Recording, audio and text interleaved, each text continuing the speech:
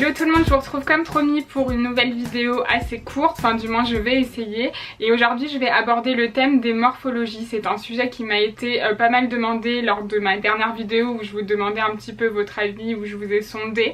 Et du coup ça tombe bien parce qu'en fait c'est un thème que je voulais absolument aborder. J'avais même déjà tourné la vidéo mais j'ai décidé de la retourner aujourd'hui parce que je la trouvais un petit peu brouillon, donc je voulais vraiment que ce soit clair en espérant que celle-ci soit mieux, enfin bref. Et du coup je ne vais pas du tout vous rabâcher ce que vous pouvez trouver ailleurs sur internet. Je vais pas vous dire que pour telle morphologie il faut faire ça. Je voulais vraiment que vous puissiez vous approprier le truc parce que de toute façon j'ai remarqué que très peu de femmes savent à quelle morphologie elles appartiennent. Donc voilà, je vais synthétiser, on va parler plutôt de critères physiques. Je pense que ce sera beaucoup plus simple à assimiler et à comprendre. Et le but en fait c'est que vraiment grâce à ça vous arriviez à harmoniser votre silhouette, vous sachiez quelle forme va vous mettre en valeur, quelle matière privilégier, quel motif également, etc. Donc voilà, j'espère vraiment que cette petite vidéo pourra en aider pas mal d'entre vous sur ce sujet là. Et je voulais commencer déjà par poser les bases. Donc vous savez qu'il existe plusieurs morphologies. Donc il existe la morphologie en H, la morphologie en A, la morphologie en V, morphologie en X, morphologie en 8, morphologie en O. C'est là que je vous ai perdu, mais en fait tout ce qu'il faut retenir c'est que la morphologie qui est un peu considérée comme la morphologie idéale, c'est la morphologie en X, parce qu'en fait c'est une morphologie harmonieuse tout simplement. C'est une morphologie où on a les épaules dans le même alignement que les hanches, donc de la même largeur en fait, épaules, hanches alignées, avec une taille marquée et bien dessinée. Donc en fait c'est une silhouette tout en harmonie. Alors attention, quand je parle de morphologie je ne parle absolument pas de taille. On peut faire 1,34, 1,38, 1,40, 1,44, enfin vraiment ça importe peu. Donc vraiment ne pas faire d'amalgame quand on parle de morphologie idéale, c'est la forme de la silhouette. C'est pas du tout qu'il faut absolument faire un 36, enfin voilà, sortez-vous ça de la tête tout de suite. C'est vraiment en fait l'allure générale qu'a la silhouette. Donc si par exemple on n'a pas cette morphologie en X, ce qui est le cas d'énormément de femmes, moi la première, je n'ai pas une morphologie en X, ça ne veut absolument pas dire qu'on est mal foutu, faut vous sortir ça de la tête également. Ça veut juste dire qu'on a une morphologie différente et que en fait tout ne va pas forcément nous mettre en valeur, contrairement à une morphologie X où on peut quasiment tout porter et tout nous va. Les autres morphologies, va falloir justement essayer de se connaître un petit peu, savoir ce qui nous met en valeur ou non. Et voilà, ça va être mon but aujourd'hui. Je vais essayer de vous aider un petit peu là-dessus. Donc en fait pourquoi je vous parle de morphologie en X et morphologie idéale, c'est tout simplement parce que ça va nous servir de modèle quand on va s'habiller, quand on va choisir nos vêtements, etc. Je vais essayer de vous expliquer très simplement. Si par exemple j'ai une morphologie en V par exemple, donc ça veut dire que j'ai les épaules beaucoup plus développées que mon bassin qui lui a plutôt tendance à être étroit. Donc en fait pour harmoniser la silhouette, ce qu'on va essayer de faire c'est de se rapprocher au plus possible d'un X. Donc au lieu de jouer sur les volumes au niveau des épaules, puisqu'on aura déjà des épaules plus développées, on va au contraire essayer de jouer des volumes au niveau des hanches pour harmoniser la silhouette et essayer de ramener un équilibre entre les épaules et les hanches. Voilà, c'est ce genre de choses. Je ne sais pas si c'est plus clair, j'espère. Tout ce qu'il faut retenir finalement c'est que peu importe notre morphologie, le but quand on s'habille et quand on essaye de se mettre en valeur, c'est qu'on va essayer de tendre au plus possible vers un X qui est la silhouette idéale parce qu'elle est la plus harmonieuse. Voilà, c'est en gros l'idée principale. Dans la globalité en fait ce qu'il faut que vous fassiez c'est que tout simplement vous vous mettez en sous-vêtements devant votre miroir et vous vous analysez, c'est pas plus bête que ça. Vous regardez comment est votre morphologie, si vous avez les épaules plus développées que les hanches, si au contraire ce sont les hanches qui sont plus développées, si les hanches et les épaules sont alignées, si vous avez la taille marquée ou non, si vos jambes sont longues ou si vous trouvez qu'elles sont trop courtes, si vous avez les épaules trop carrées, les épaules tombantes. Enfin, vraiment c'est très très important de vous analyser, de vous connaître avant de pouvoir savoir ce qui vous va, parce qu'en fait si on ne se connaît pas, enfin on va un peu dans l'inconnu, alors que voilà, si on se connaît par cœur, on va savoir exactement quel aspect de la silhouette il va falloir corriger entre guillemets ou non, et du coup ça va être beaucoup plus simple après pour harmoniser et savoir ce qui nous va tout simplement. Une autre chose très importante qu'il vaut mieux que vous sachiez, c'est qu'il y a certaines formes, certains motifs, certaines coupes qui ont tendance plus ou moins à affiner ou au contraire à apporter du volume. Donc c'est le cas évidemment, tout le monde connaît pour les rayures.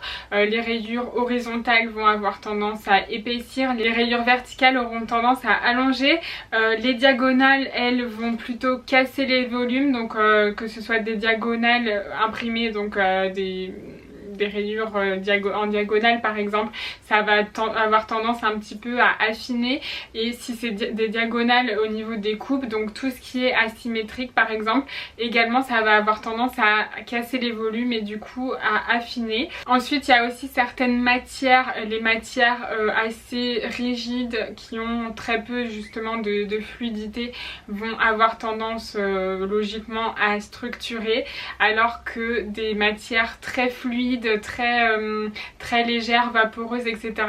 vont avoir tendance au contraire à justement ne pas marquer les volumes et à flouter, à gommer un petit peu certains aspects de la silhouette. Donc ça peut être très bien par exemple quand on a des rondeurs. Moi je pense que quand on a des rondeurs, il vaut mieux privilégier toutes les matières un petit peu fluides, légères, vaporeuses, etc.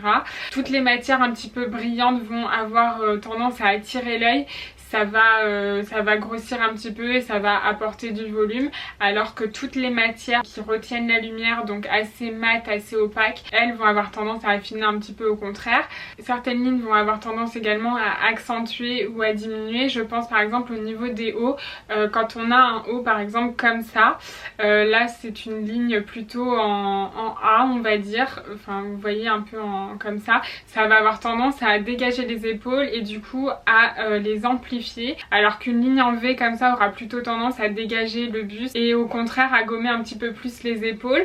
En ce qui concerne les bras par exemple, si on trouve qu'on a des rondeurs au niveau des bras, on va éviter justement toutes les lignes qui tranchent trop. Donc par exemple un débardeur sans manche qui trancherait trop au niveau de l'épaule, justement ça va vous faire ressortir que le bras et vous aurez tendance à avoir l'impression que ça accentue encore plus votre complexe. Donc au contraire vaut mieux gommer en douceur avec une manche mais qui soit un petit peu fluide. Ça peut être pas mal par exemple pour gommer les rondeurs au niveau des bras. Ensuite par exemple en ce qui concerne le port de tête, des fois on a l'impression qu'on n'a pas un beau port de tête, qu'on n'a pas le cou assez allongé, etc.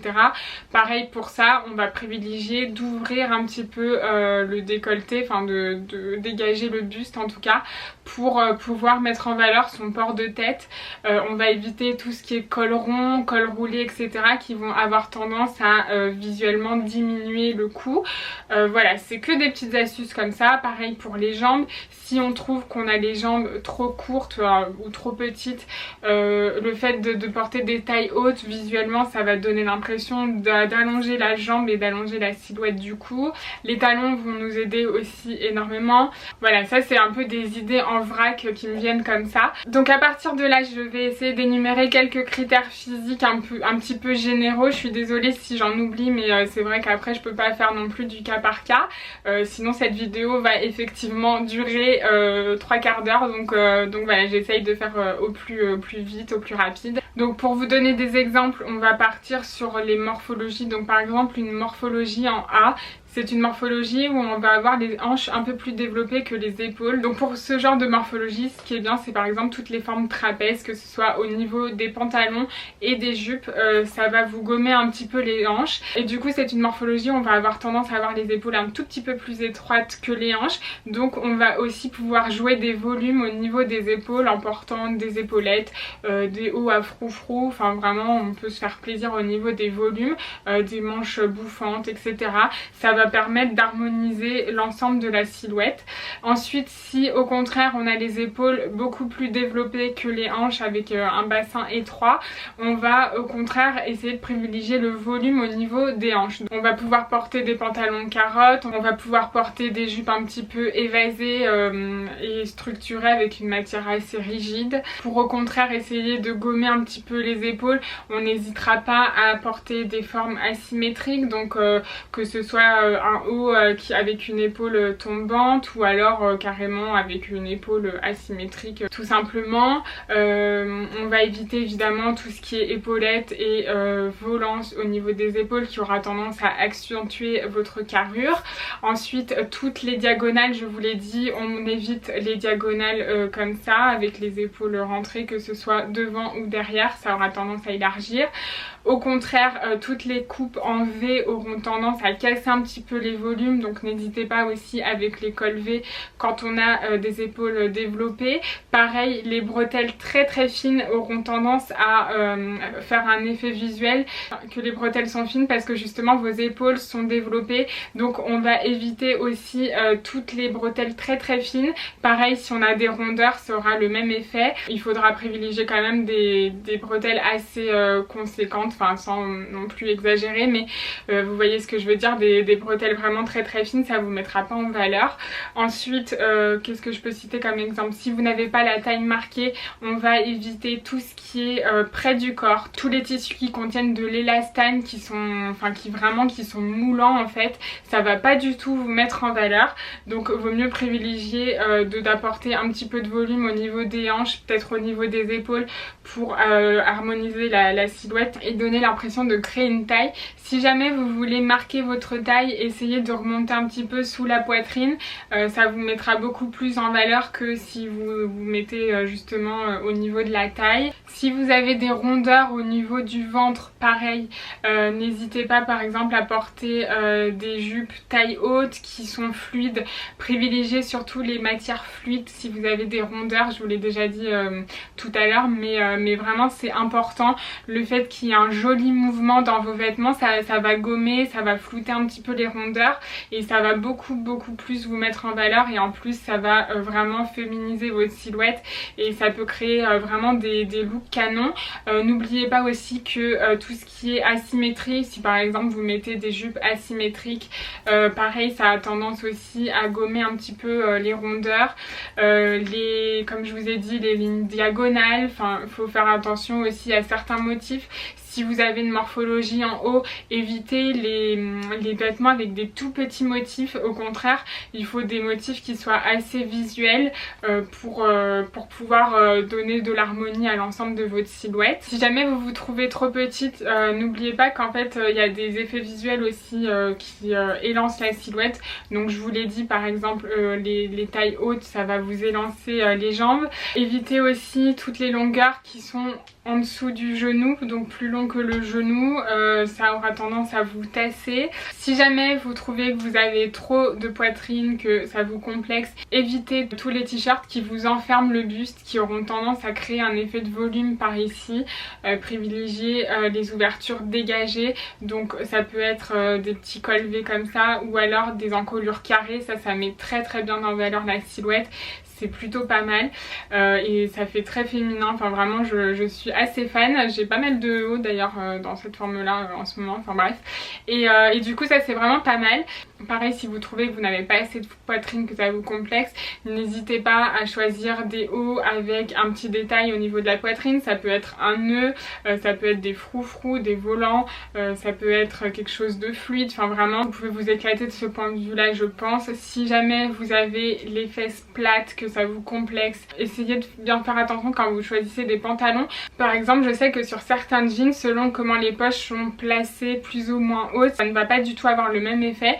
Donc par exemple, si la poche est vraiment très basse, ça va avoir tendance à vous aplatir encore plus les fesses. Si au contraire les poches sont hautes et assez petites, ça va avoir tendance à vous les bomber.